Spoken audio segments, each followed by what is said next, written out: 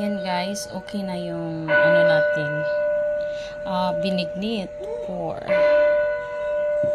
Holy Week, Bernie Santo. Ito na yung texture ng ating binignit guys. Oh.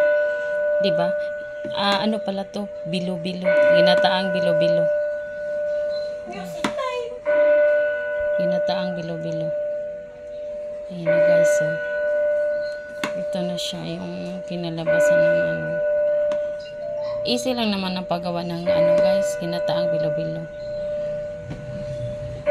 Kaya kahit sino marunong magluto nito. Ayan.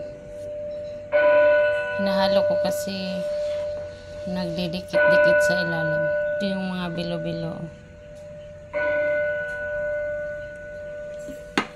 Ginataang bilo-bilo. Ayan guys, so. Masarap to.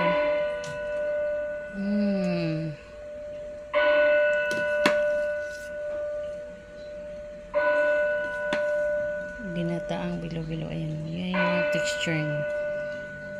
Kita niyo. Yan yung texture niya. Diba? Sarap. Maya-maya kainin nila to kasi mainit pa eh.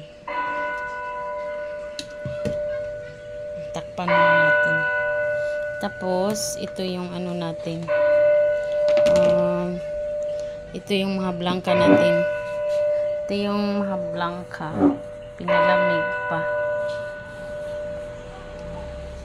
Kasi, hindi to pwede ipasok sa refrigerator pag ano, hindi pa malamig. Takpan muna natin. Thanks for watching.